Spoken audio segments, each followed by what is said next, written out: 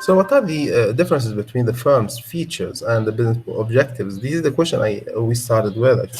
So, immediately we have to classify the components to compare, which are the firm's features and business objectives.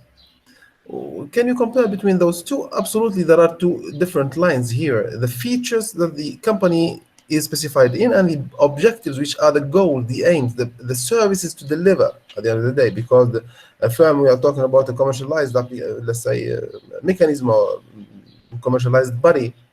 So absolutely, they are talking about goals and let's say gains, objectives to achieve. The features, they are not the goals. They are the startup points. They start with those characteristics, with those capabilities, with those points they have potential. This is the firm's features. But what they have to deliver, the relationship with the environment, the intimacy, and so on, those are the objectives that they have to maintain all along the life cycle of the company. So it's not a matter of comparison here because they are two different lines, but we have to present that this is a list of characteristics, the firm's features. And those are aims and goals that the company or the body has to achieve continuously without fail. The objectives they have to achieve and they have to continue producing. Full stop, simple.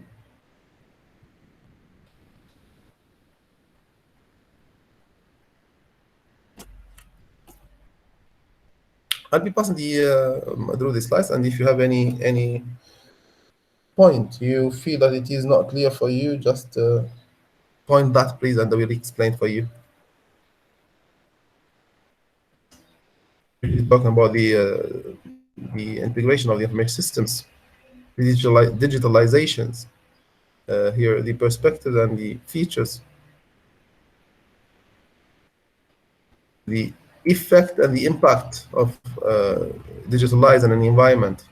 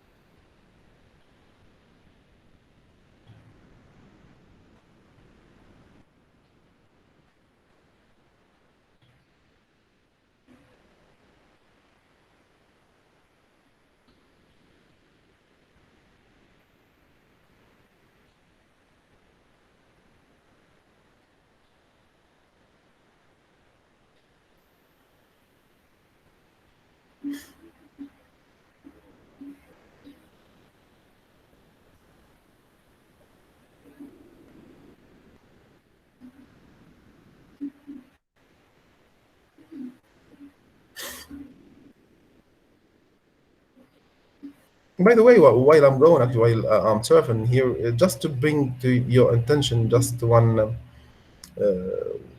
stress point I'm stressing on it, which is the reciprocal view of the organization with either the technology or the surrounding environment. So the reciprocal view here, when we talk about the relationships, organization environment, or relationships, organization services, and technology. So that have to be actually reciprocal view, and this reciprocal view, it is a context of two-way service. Reciprocal, whatever it is, it's a two-way service.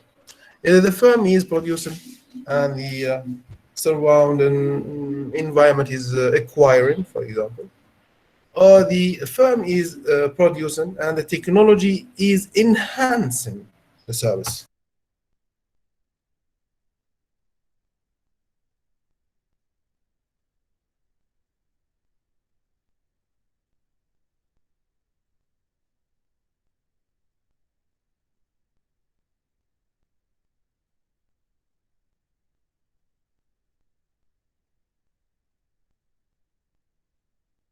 From the other side, the technology, when it enhances the service delivered, So there is a return. So the technology is presenting these services in a better way, in the exactly the shape that the customers, consumers has to see, or even the suppliers they have to see. So it is a context of two-way serves. This is the meaning of the reciprocal relationship. And the relationship it is to be either with the as we said, the environment, consumers, and let's say procurers, or let's say yes, procurers or providers, the consumers, or the technology itself.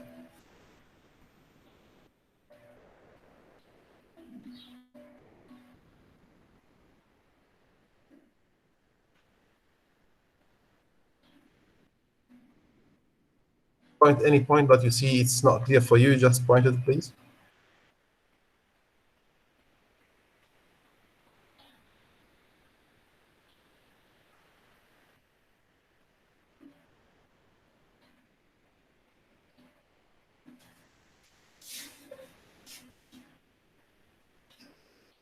Okay, let's get started from here and let's continue. So we said that there is a relationship with the surrounding environment, and there is a law here we are seeing, which is the Michael Potter's law, which is presenting the firm service delivered in the surrounding environment and the market. The first view is that there have to be actually a relationship, a sort of relationship between the firm and the stakeholders with the same sector. The competitors means then if the firm is newly planted in the market, so there have to be actually a study to see the uh,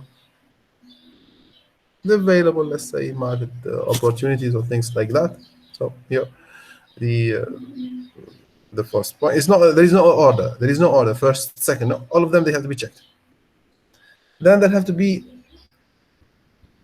a chance to correlate with the consumers and the suppliers, consumers, and to build an intimacy with those two consumers, customers, or suppliers.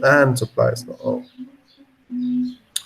and if there is an not you are the company is not newly planted, if it is producing a new product or a new service, so they have the capability to plant or to reshape the potential of this firm to match the market requirement or the market needs to receive the new product or the new service.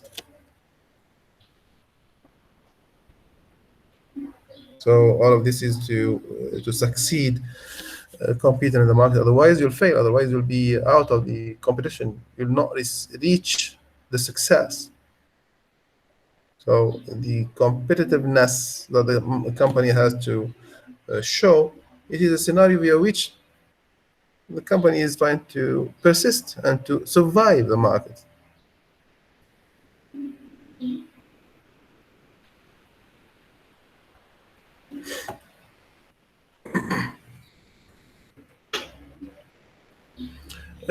For this same concern, which is the competitiveness and the competition between the firms from the same sector and the market, traditionally, let's say competitions, that it was a little bit lighter than what we see today. Why? Because the traditional aspects, it was a paper-based scenario. There have to be a field visit from must, and there have to be actually a margin of services manually done again and again and again. So the traditional scenarios, it is a scenario via which we are seeing competitions in a light way. So there have to be a continuous update, which is not to be done daily. Means the market, at least the company, has a gap of time to produce and service its consumers, its surrounding, until the new products comes from another side or something like that. But for when we talk about still, we are talking about the traditional competition only. I'm not talking about the competitors and the market entrance today. So when we talk about a digitalized environment, things are completely different. Why? Because digitalized environment, everything is systematic. Communications are instant. Updates are immediate. Then services, they are visible everywhere once they are released in a public environment. Immediately, everywhere it is or they are seen. So, so um, the scenario here which we are seeing competitions, they are to produce new products, usually to continuously produce new products or services with an efficiency qualitative, okay, with a quality of service, let's say, plus less cost. So the efficiency and the cost, they are constraints.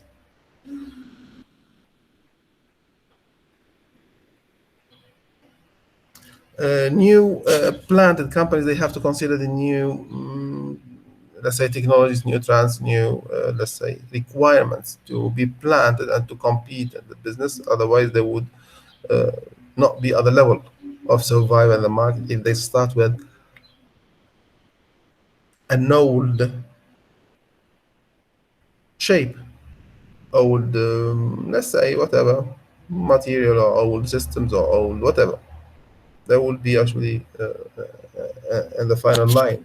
It's not at the first, in backhand. Great.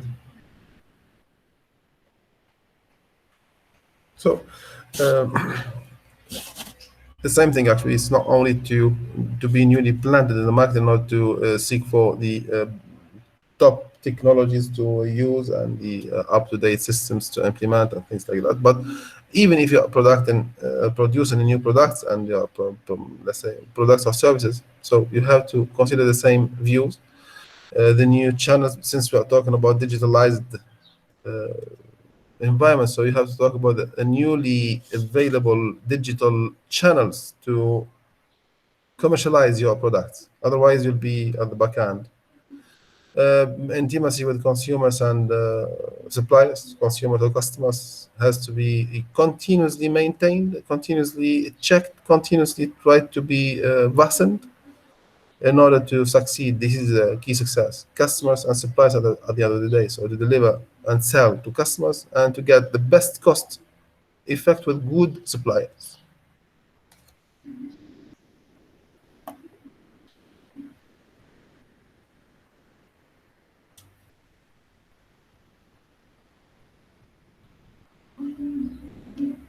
So the strategies, they actually summarized here in those, let's say, IT-based basic generic strategies. They are four. They are four. Uh, Mainly, and first of all, it's not ordering here also, it's just a matter of count. There is no first, second, third. No, it's only a count. I'm saying first because we insist on that.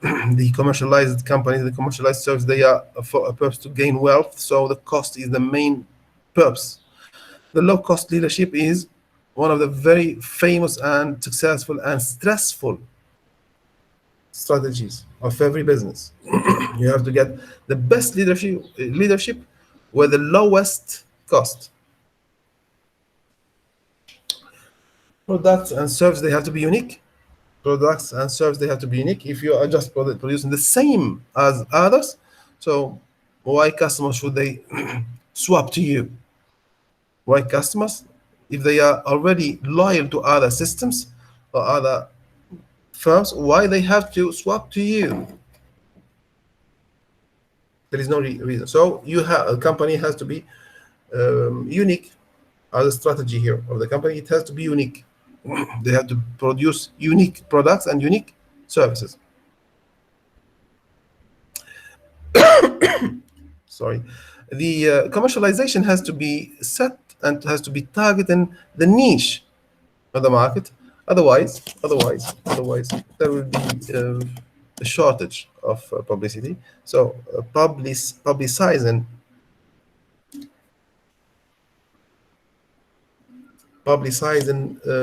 services and products have to be targeting the market niche. The market niche means actually the most active market region, market zone, and so on.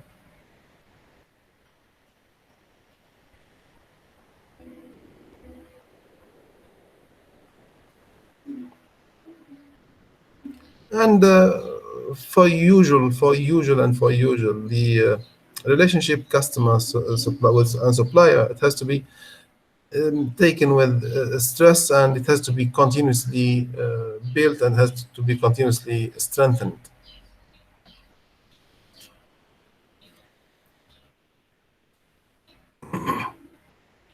So exactly what we were discussing here is exactly what we were discussing. Just let's have a small recap. So here,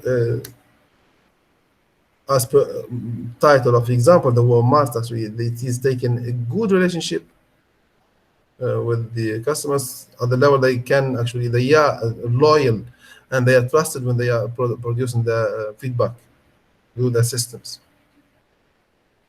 So it is considered by the Walmart. So here there is no cost at all, almost when producing, let's say, surveys and customers are replying. Product differentiation here to be unique. See the biggest companies in the market based on trend, so based on the service you target,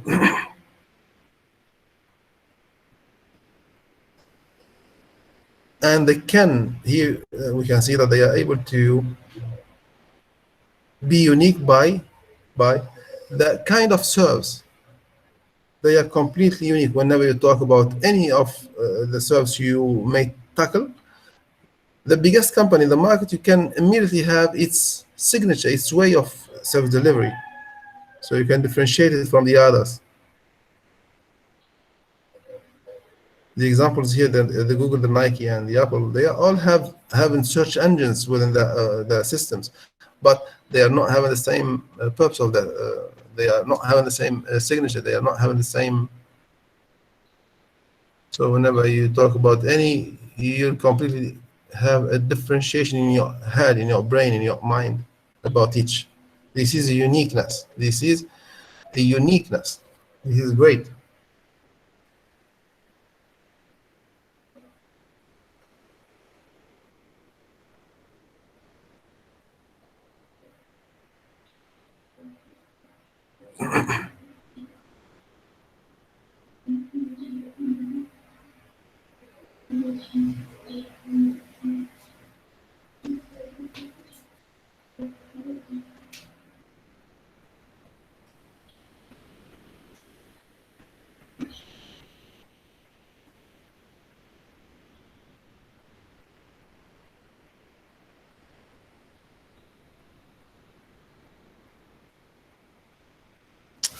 Okay.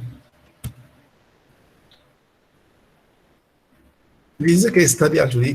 This is a good case study. It is talking about the technology based on the software procurement software companies.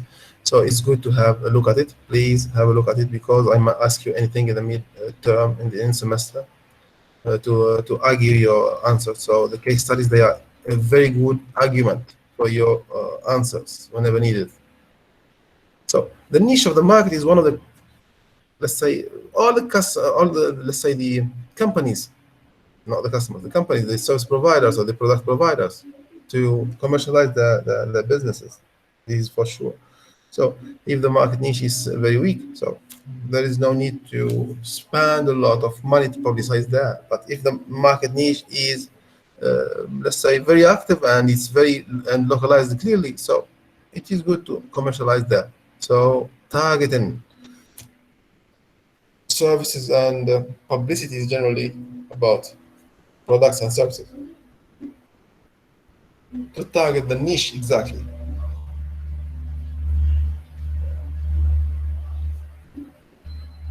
Intimacy with consumers, and I'm using the word consumers, but it's the same, customers or consumers and suppliers, is one of the very continuous process that the company has to look after whenever it's during the full life cycle of the company. So Usually, the relationship has to be maintained, and the relationship with the suppliers also has to be maintained also. The loyalty of the consumers and the loyalty with the suppliers is a good sign of success. And this actually would influence the costs once you are having good relationships with the suppliers in plural and with the customers also.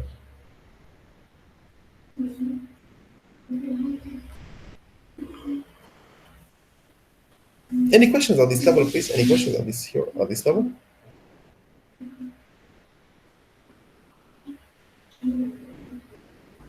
No, doctor. Okay, great. So we continue. This is another case study, which is actually talking about the big data analysis here when analyzing and searching for the market niches. So we have a lot and lot amount, as a very big amount of data, and we are just making analysis to extract the market niches. So whenever we are talking about the big data, so where would be the market niches? This is a good question. Where would be the market niches at the age of the big data?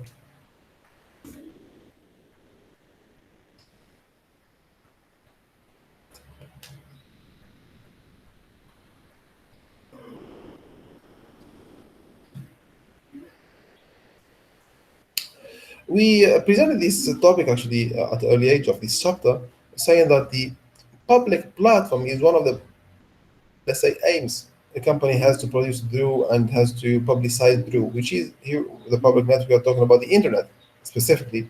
So the impact of the internet on a company, it is the impact on the service delivery. It is the way how the company is delivering its products and its services, and specifically how it is publicizing its features and its, let's say, reached and achieved goals and aims. The internet availability here, it has greatly and enormously changed the way how the variety of companies and service providers were behaving.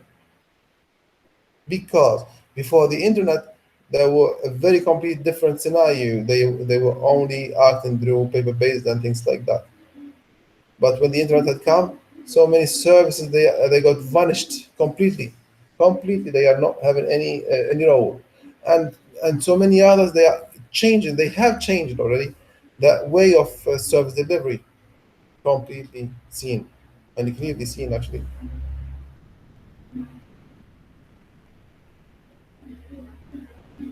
So the impact of these kinds of public networks, specifically we talk about the internet, it is to open new opportunities and it is to provide new opportunities to, we may talk about both sides usually, the producer, which is the company itself, and the let's say the consumer from the other side.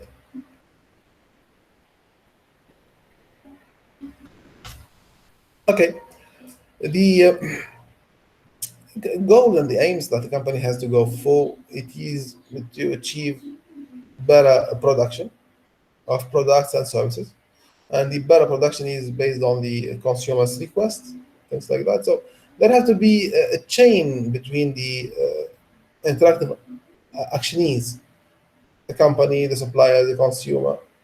Uh, uh, those are the clear parties.